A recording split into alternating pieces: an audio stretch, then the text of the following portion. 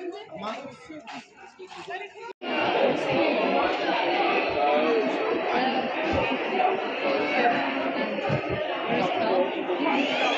this one of our dogs, this is Henry. Now the Australian jockeys like Henry, they've been bred to work sheep for nearly 200 years and now bred into dogs. It's instinctive in them to work sheep.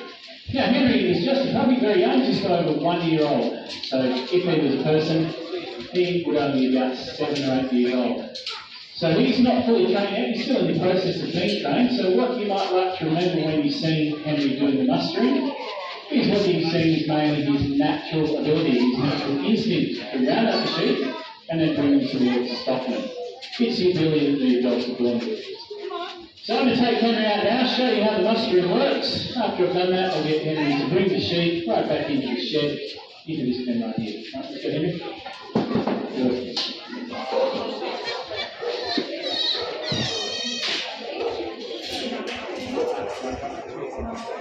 Now, during the mustering, the stockman, that's me, will control the dog. In turn, the dog will control the sheep. There's three main commands to the dogs. The command round sends the dog out to the left side of the sheep. The command back will send him out to the right side. And the command stay will make him stay where he is until he gets another command. Because the sheep always move away from the dog, we can move the sheep to wherever we want just by controlling the dog. So there's a lot of sheep just over here. I'm going to start by sending Henry to the right side first. Here, Henry, go back. Go back.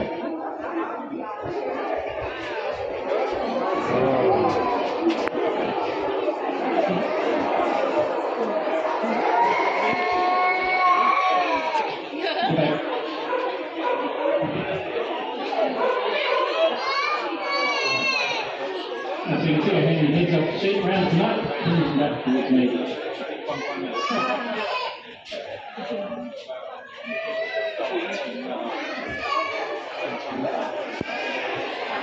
Back. Good.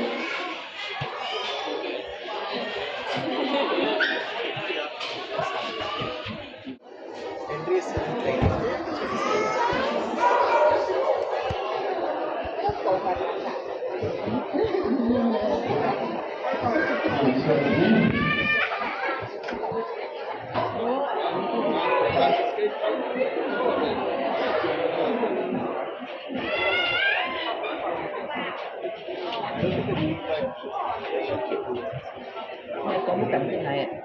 Right, there we go. We're going to meet before Henry to go.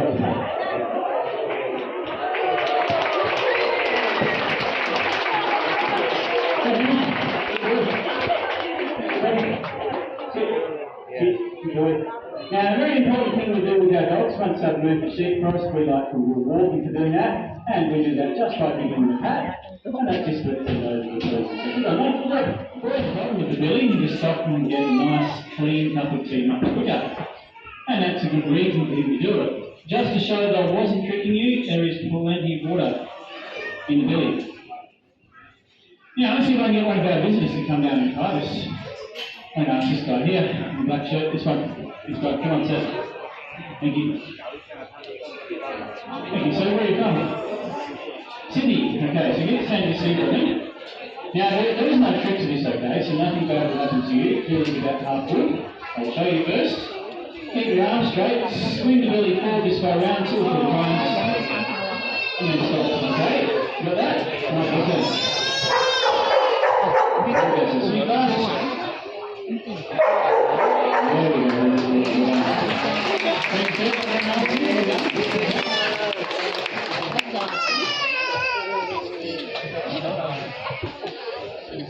Now, so did you notice that when you were swinging the billy, the dog was barking? He didn't bark when I was doing it. Now, this is Albert. Albert is the judge of the billy swinging. Now, Albert watches everyone who swings the billy. When he saw you doing so, he said, very good. He was giving you a sense.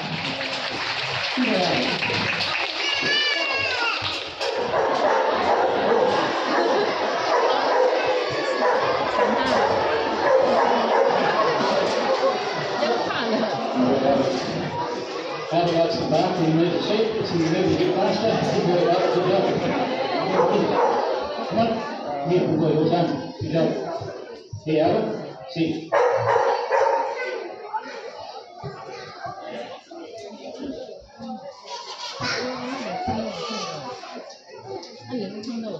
Alright,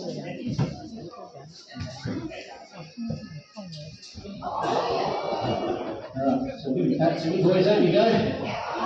Once again, you can see that sign's off. Let's see how we go first.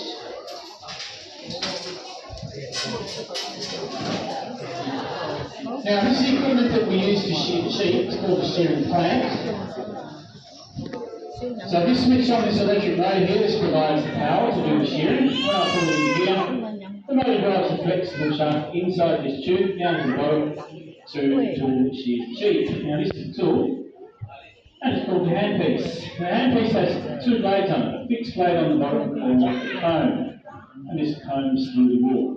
And a small blade on the top that cuts the wool off, and it's called the cutter, and the cutter moves, as you can see. It's very fast, very noisy, very sharp, and it's also very dangerous.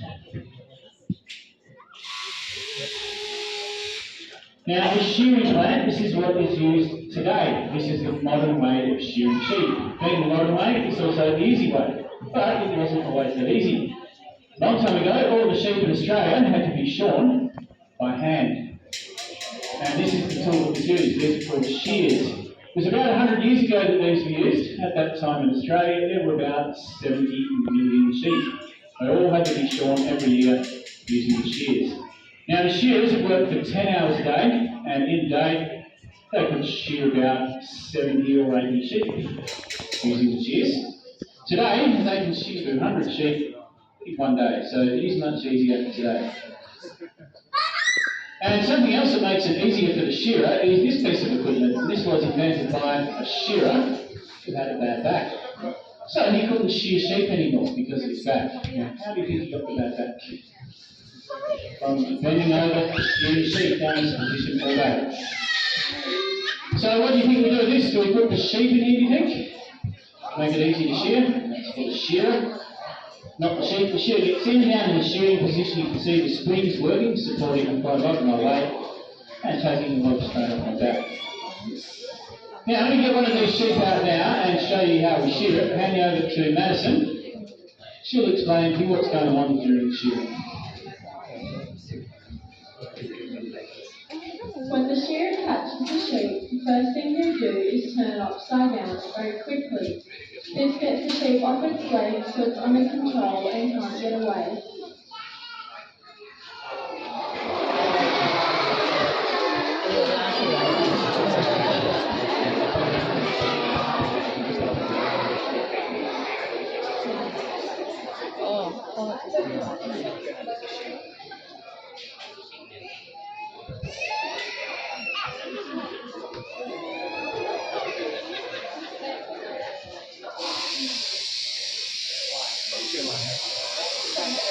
The shearer will start the shearing by removing the belly wool.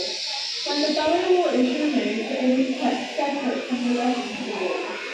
Because this is processing. When the sheep lies down on the ground, it picks up water, mainly vegetable matter, grass seeds, birds and prickles, which are very hard to remove from the wool.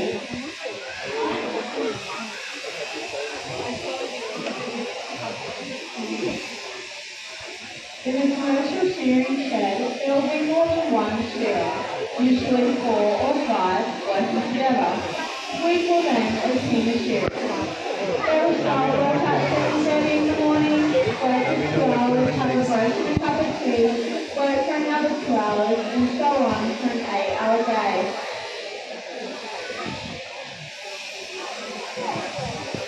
Up onto the head now, when the shearer shears around the sheep's head, we must be very careful of the eyes and ears.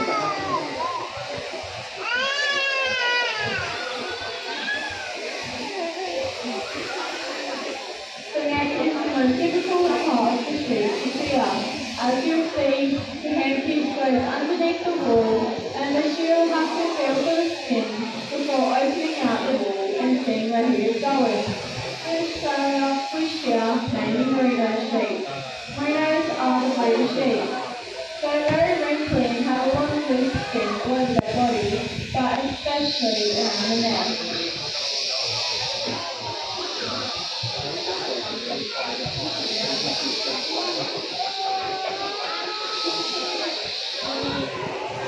You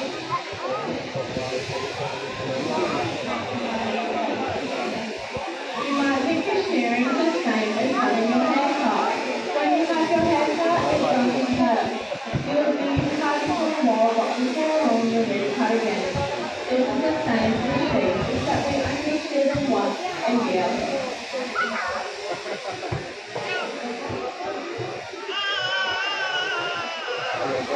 This next part of shearing is called the long blow.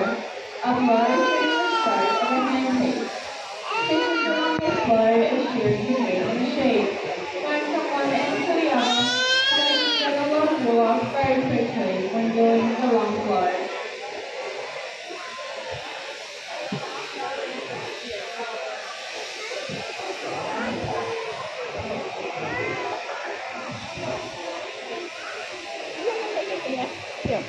Chop the sheep, get out another one and try and shear as many as you can in a day.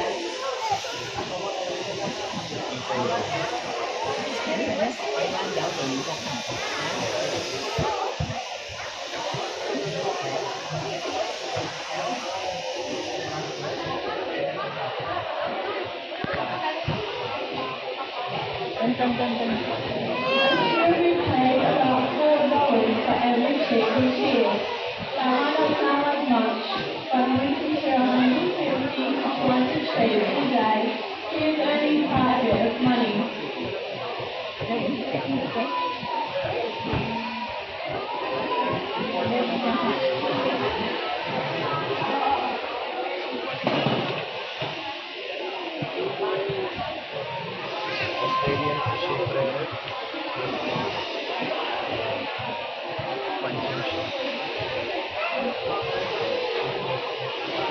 And then we have a lovely clean shorn sheep. We're done now. Let's do quick back.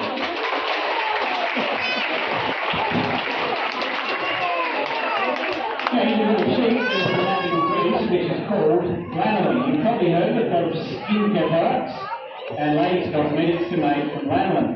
It's very good for your skin. And it's also very good for the sheep itself. Immediately after we shear the sheep, it produces a large amount of lanolin that covers its own body in grease. Now this protects the sheep from the weather and keeps it warm and dry. So we can put the sheep outside immediately after shearing at any time of the year, even in winter time. They don't suffer at all. Now when I rub the body of the sheep on the freshly cut wool, you'll be able to see the lanolin shining on my hand. It's very greasy, I can certainly feel that. Very good for your skin. So after the show, we just put this back in the catching pen. You might like to go over there and rub the sheep, just like I did. Rub it a long time, rub it all over your face, and you'll have lovely soft skin. It will smell terrible. It will smell really bad, but the skin will be very good.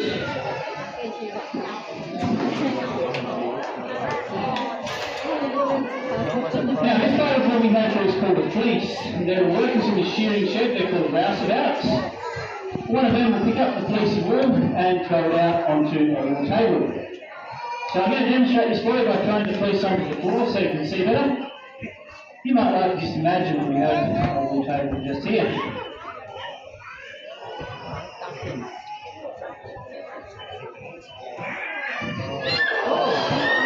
Now, as you can see, the technique of shearing is all the way from one piece.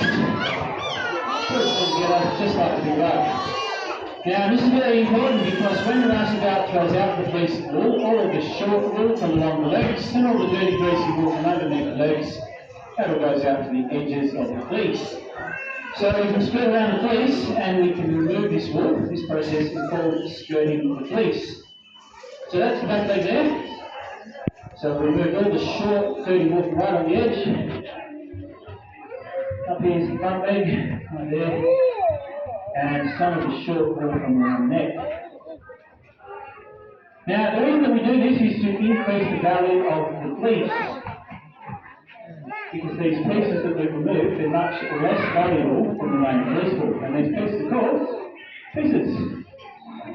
Now, Australia has some of the best quality and the finest wool in the world. This beautiful fleece wool will be made into very high quality clothing, things such as men's suits, ladies' jackets, evening dresses, all very expensive. This is how much your sheep produces in 1 year, about 5 kilos. Now that's enough wool to make 3 complete men suits. If you had to buy those suits, they would cost you over $1,000. But the value of this fleece is about $40. $40 is what the farmer gets for a piece of wool. Now we put the wool into a wool press. This little box is the wool press. We put about 40 or 50 fleeces in here. Press it down tight using this machine, and that's how we make a bale of wool. Most of Australia's wool is exported. We export our wool to many different countries, but the main one today is, where do you think? China, of course. Now the belly wool and the pieces, they'll be made into woolly socks, woolly jumpers and blankets for the bed. All these little bits we have left. These are called rocks. They get mixed together and made into a material called felt. Now felt material can be made into many different things. This is just one example here. This is got a hat. It's made from pure new Australian merino wool. Now, when a stock comes out mustering the sheep, it uses the Australian stock whip. Now, when you crack the whip, it makes a very loud bang. The purpose of the whip is simply to get the attention of the sheep. So we're mustering that is its only purpose. We don't hit any animals with it. And this is how we crack the whip. Now, remember, when the stockman's cracking the whip, he'll be riding along on his horse. And we have to be very careful that we don't hit our horse. So there's 2 methods that we use to crack the whip to make sure that we don't. We can crack the whip over the horse's head like this, and then the other way we can do it is up and down like this. And when we do it that way, the whip travels alongside of us. Sorry about that, guys. Now, if you watch very closely this time, you'll be able to see what makes the whip crack. But this time, I won't make any sound. So no sound. So this is how we do it. We swing the whip forward. To make it crack, we have to change direction with that arm and go back in the opposite direction. So it's forward, and then back. Forward, and back. When we change direction, that creates a loop in the whip. This loop then travels out to the end of the whip like a wave. When it gets to the end, it will flip the end over faster than the speed of sound. So this piece on the end called the cracker, this is breaking the sound barrier. So it's a sonic boom that you hear. I think this one's going to win. There we go, we're going to hear that one. That's it.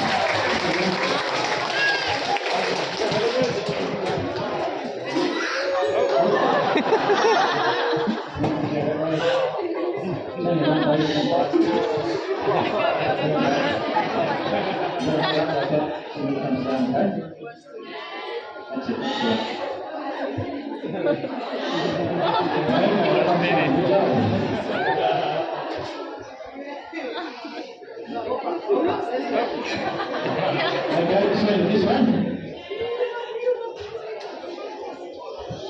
Here we go, everybody's done. Good job. Let's give them all a clap. There you go. Thank you, Anthony.